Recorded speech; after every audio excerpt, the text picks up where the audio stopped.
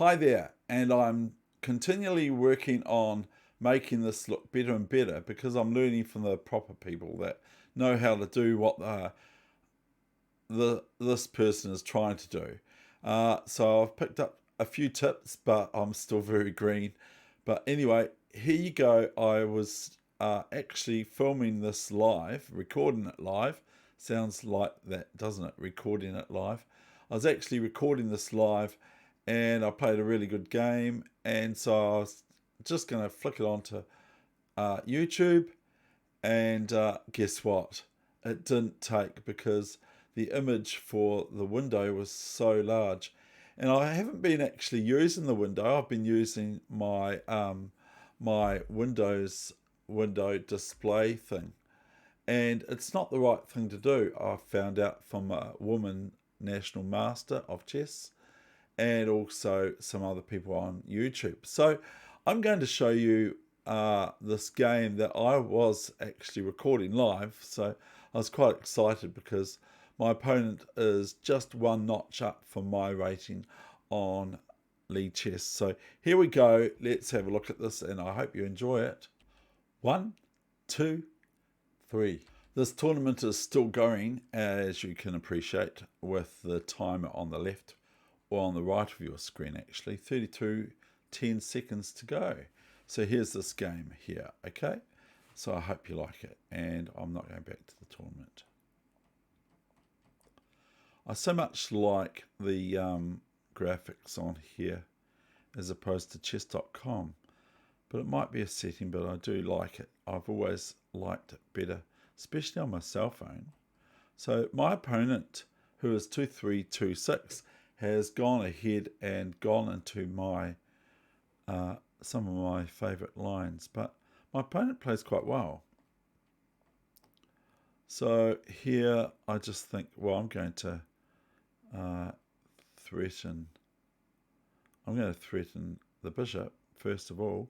So I'm actually threatening here this and this, okay?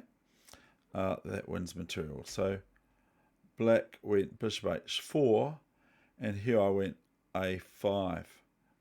Now a5 is, wow, what's a5?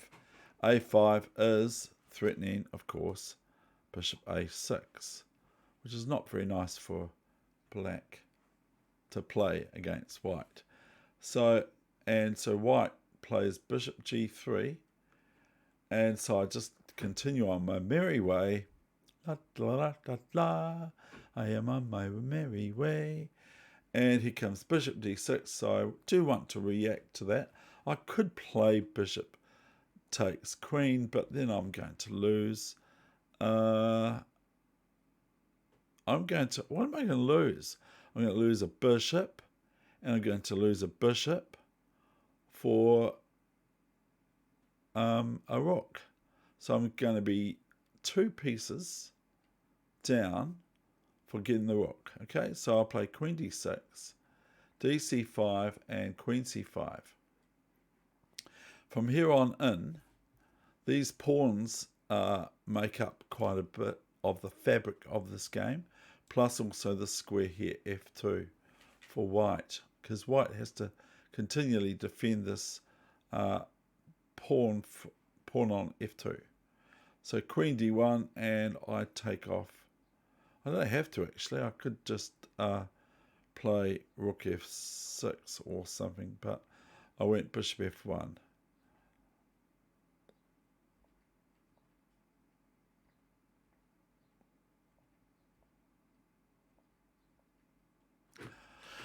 So probably here I should really, instead of playing rook f6, I should probably play rook f5, because it just protects the pawn straight away, whereas now I have to move the adjacent pawns from e5 to e4. Well, I don't have to, but that's what I chose to do. This, of course, inhibits the knight movement here, but not to here. So rook e2, rook a f8. So I've brought everyone to the party. Knight b3, and white is doing likewise. Queen b6, just wanting to try to mobilize these pawns. And here comes knight d4, c5, knight c2. Queen b2, kind of whatever. Then back to b7 to defend the grasped pawn on d5, just to defend it, there. And so a lot of the play surrounds this sort of thing now. So it's trying to find my comfort zone. So play queen d7. I don't have to, but of course, what am I threatening? After queen d7, what am I threatening? I might be threatening it, but I might not be. But I am threatening it. What am I threatening? Is queen h3. Okay, so I'm threatening queen takes h3 as the pawn cannot capture. Now, if the knight captures on d5 after my queen h3 move, then it's just queen g2 checkmate, or rook g2 check, and queen h1 checkmate. But black could be met with, after queen h3, if it's my move, with queen d5. Okay, there being, now all of a sudden my rook's attacked, and that's what's stopping my queen from being captured on h3.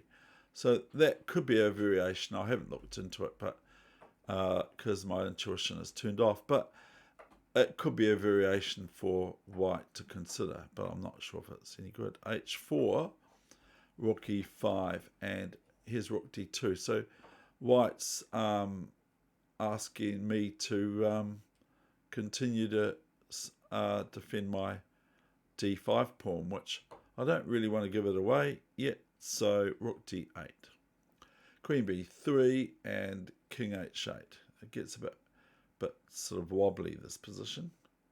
Maybe c4 now, but I'm not sure about d4 after that. g3, d4, and of course I'm not threatening really pawn takes knight, as rook takes queen might be okay for white. And then after rook takes, we've got queen b8 check, king h7, only move really, and queen e5, capturing this rook. Pawn here to fe2 is no good because of queen takes pawn, or queen check and then queen takes pawn, and then queen takes pawn, that sort of thing. So here's knight g2. I hope you were able to keep up with that. Knight f4. This knight's been very like a real knight, eh? It's behaving just like a real knight. Rook d6, queen a3. So I can't hold everything. So I have to kind of go for broke. And also I was down on time in this position, according to my opponent, instead of my opponent not being. Sorry, started my Dutch in French.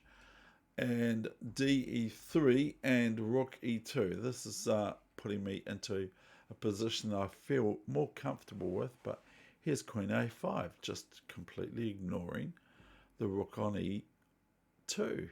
And so I play rook e2, knight e2, queen d2. It's all on now or not. Queen h5 and king g8. Excuse me. I could have paused for that. Now the queen is definitely hanging on to that knight security on e2. King h3. Queen d7. Couple of quick moves here to get out of time trouble. Queen f7 off the queen swap. g5. Missed it. Ouch. Oh dear. It was a good game till then. But, you know, why did my opponent have to bungle their queen to h5? And knight f4, queen f3, and that's where this game ended. And I hope you enjoyed that. And thank you very much for tuning in. All the best with your chess, no matter where it's at. And primarily, try to enjoy the game of chess. That's all for me, and I'm going to close right now. Bye for now. Bye for now.